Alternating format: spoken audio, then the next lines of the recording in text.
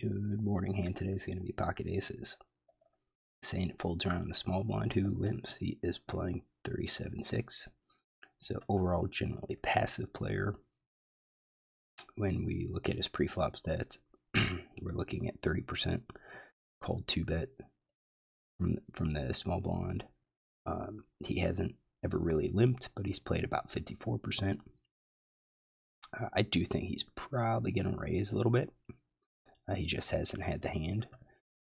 So this gives us like 31%. Assume he'll raise queens plus ace queen. Maybe he's going to be wider with this raising range. Maybe, jacks and tens, maybe king, queen, ace, jack. But we only have 100 hands on him, so we're just going off of what we can estimate. I'm going to say he's probably limping with these types of hands. It's on me, and I do have an ISO raising range here. So you've got the always ISO in dark blue, the optional ISO in light blue. I think versus a passive player like this, I'm going to probably ISO with everything that I'm going to play.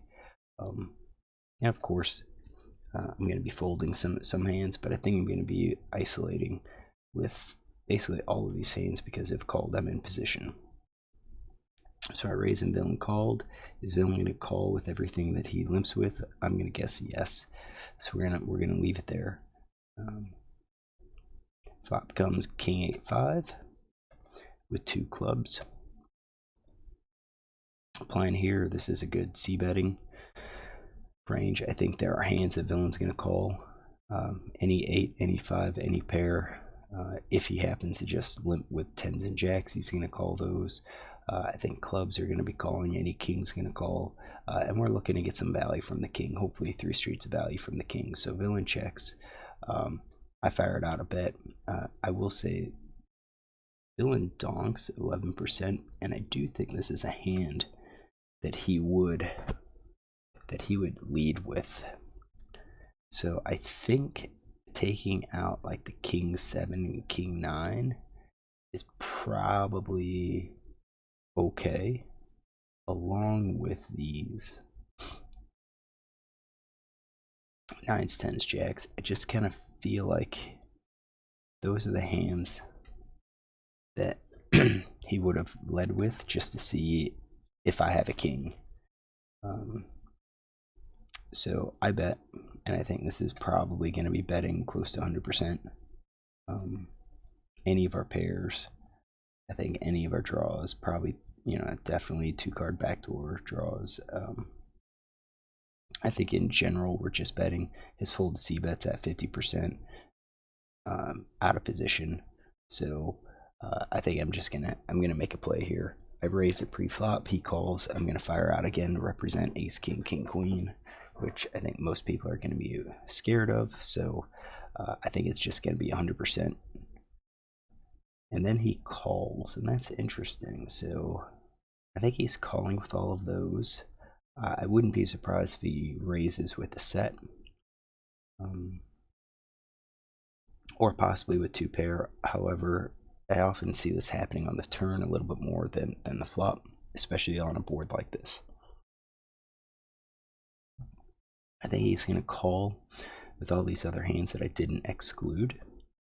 I think middle pair is probably going to call.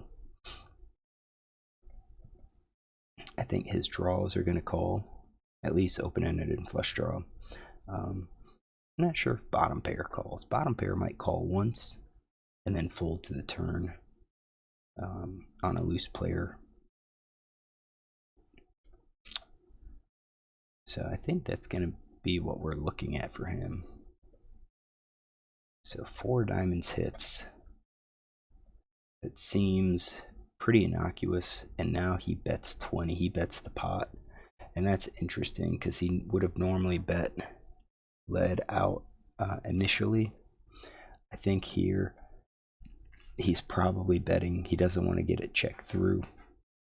I'm gonna say he's looking at these big hands. I think top pair is probably a check call along with all of those. So I think we're looking at something just big like that. I mean, given the passivity, 37-6, I don't see player. I wouldn't assume that he's going to be bluffing with the, maybe with a straight and flush draw, combo draw, just to get me to fold. Now he could have checked, and I could have bet, 10 or 15, and then he could have check raised. Why he chose this line, I'm not too sure. But I think he bet that, and if he's betting those hands, then I think we're just looking at, we need 33%. We're getting 2 to 1. Obviously, I think we're going to be probably raising with the straight. I would probably just call with a set, maybe raise with a set. No, just call with a set. If I'm calling with the set and the straight, I'm probably also calling with the flush draw. However, if I raise with the straight, let's take a look at these. Yeah, I'm going to be heavy on the flush draw. But if I do 6, 7, 8, 7, yeah, we're going to have a lot of draws if I raise, so I think I almost have to put in the sets for a raise.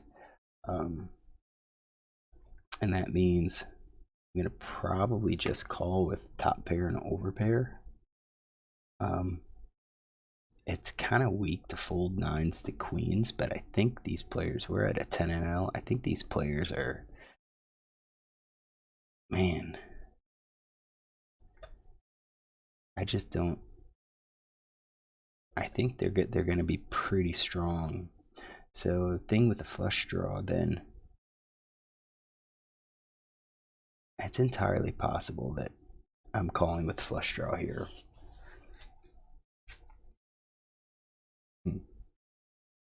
So it's a mix of pairs, over pairs, and flush draws.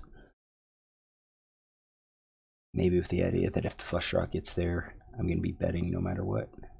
No, I can't do that. So I called.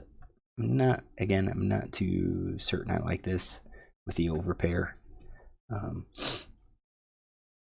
I think his range is definitely strong, 2 pair plus. I mean, maybe he has a top pair hand. Maybe he has like king queen. And I don't even think it would be all of that. I think if he had king queen, he's probably worried I have ace king. We'll just throw king queen in there anyways. You can see that we're going to be behind when we call. So jack spades, that doesn't help us. Villain bets 30, he bets half pot, which is, it leaves himself with 30. We need to have 25% equity. I don't think we have that, because when we see his hands, he's got about 37%. That's what we beat if he's betting with all of these. And I'm not even sure if he bets with the kings. I think he's betting with that. So I honestly think this should be a fold. So I called it. He shows 5-4. That wasn't in his range. I mean, 5-4 suited was in his range, but not the offsuit.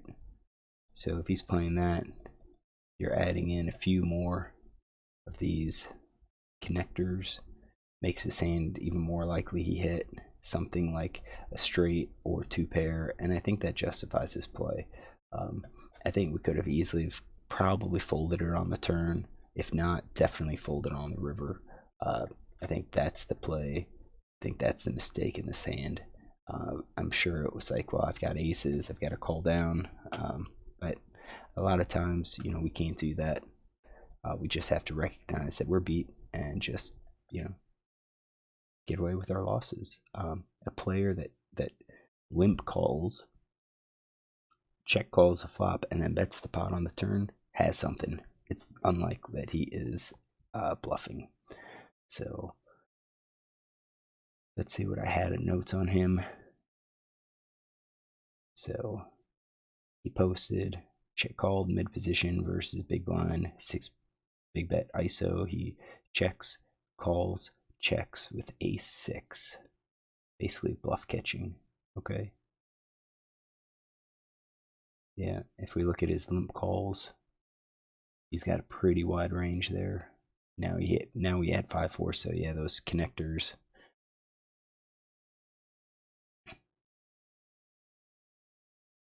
Yeah, if you saw that called right near the bottom, called 2 half pot or greater barrels with the draw.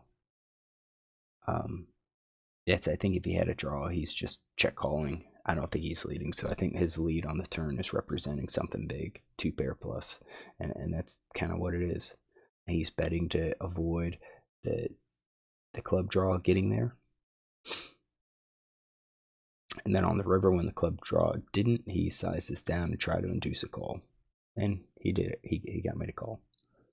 All right, hopefully you enjoy this, and if you do, look tomorrow for another one.